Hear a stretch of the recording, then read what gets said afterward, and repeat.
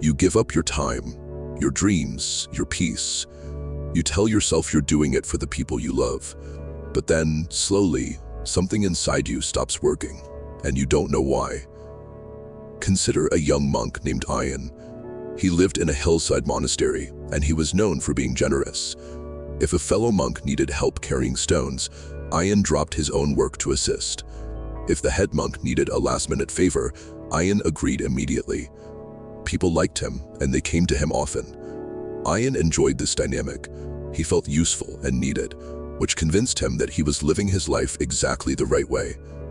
But to maintain this constant availability, Ion started making silent trades.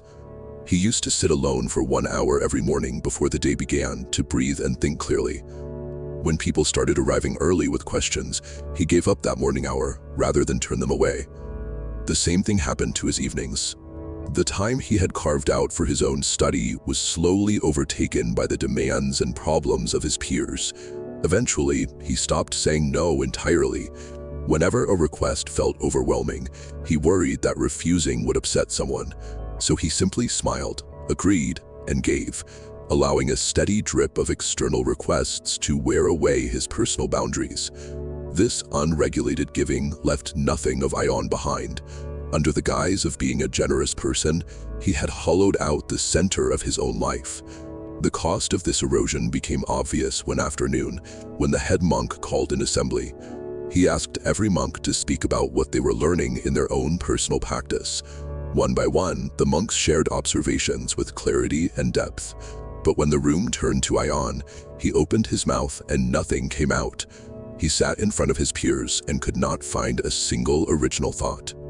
His mind was occupied by other people's questions, other people's problems, and other people's needs. There was no internal voice left to draw from. That evening, Ion visited an old master who lived near the eastern wall. He explained how he had spent years giving his time, energy, and peace to everyone around him, never refusing a single request. Yet now, when asked to speak from his own perspective, he was empty. By surrendering every piece of his internal world to support his peers, Ion had dismantled the foundation he needed to actually have a voice of his own. The next morning, the master brought Ion to the far end of the monastery garden. They stood before the oldest tree on the grounds, a massive structure with a wide protective canopy that had shaded the path for generations. But the master didn't point to the branches. He directed Ion's attention down to the ground, where a network of large, ancient roots spread out from the trunk. The master asked what would happen if someone began cutting those roots. Ion noted the physiological reality. The tree would lose its grip on the earth, and it would no longer be able to absorb water. Without that intake, a cascading failure begins.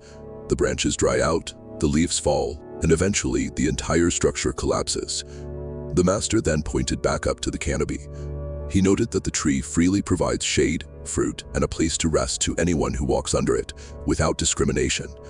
But that visible generosity is conditional. The tree is incapable of providing shade if its root system is compromised. The tree offers its shade because it never offers its roots. The strength of what is visible depends entirely on the protection of what is hidden. The master looked at Ion and asked him to identify his own roots. After a moment, Ion understood.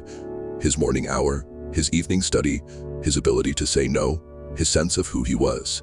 These practices provide the fuel for his energy and time. Without them, he has no shade to offer anyone else. Ion had told himself that sacrificing his core practices was a kindness to others.